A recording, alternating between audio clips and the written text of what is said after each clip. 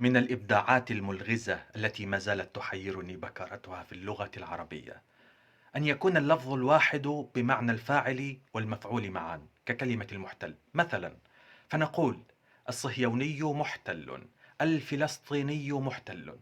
ركزوا جيدا لهذه العيادة النفسية المهمة في استخدام هذا اللفظ، فهو تلخيص عجيب لقانون الطاقة: ما ترسله يعود إليك، والقاتل الذي يقتل بعد حين ولو بعد حين، وأن أكثر ما يثيرك في الخارج هو رسالة تنبهك لما يتصل به في داخلك، وإن المحتل الفاعل بالقوة المادية هو أصلا مفعول بالقوة النفسية كذلك، وهو لا يلجأ إلى السطو على أرض غيره إلا في محاولة لسد شعور مرضي بالنقص يحتاج إلى تصريفه بما تمليه عليه معالجاته الواعية بناء على مفردات محيطه.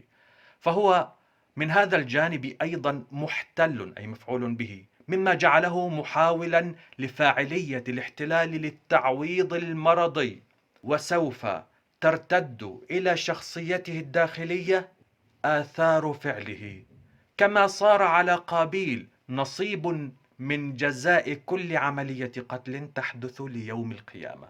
ففعلك لشر الاحتلال يجعلك أيضا محتلا مفعولا لاحتلالك، خصوصا بتطبيق فكرة كتاب استقبال القبلة عن التبادل الطاقي بينك وبين الآخر. فأنت حين تؤذي الآخر بغير تصريح إلهي مستحق إنما تؤذي نفسك، ولو من جهة أن الشيطان لا يستطيع أن يحتلك إلا إذا فعلت معصية فيفرض عليك سلطته، وهكذا تصبح في فعل احتلالك فاعلا ومفعولا من أكثر من جهة.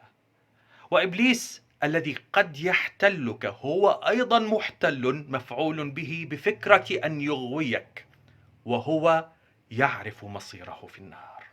وكذلك كلمة مختار، حيث إنك تختار ما يختارك أو يختارك ما تختاره، فيملكك ما تملكه أو تملك ما يملكك، وما ترسله يعود إليك.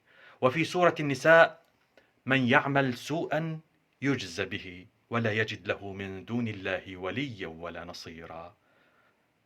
من كتاب استقبال القبلة، محاولة ورقية لإعادة بناء الكعبة.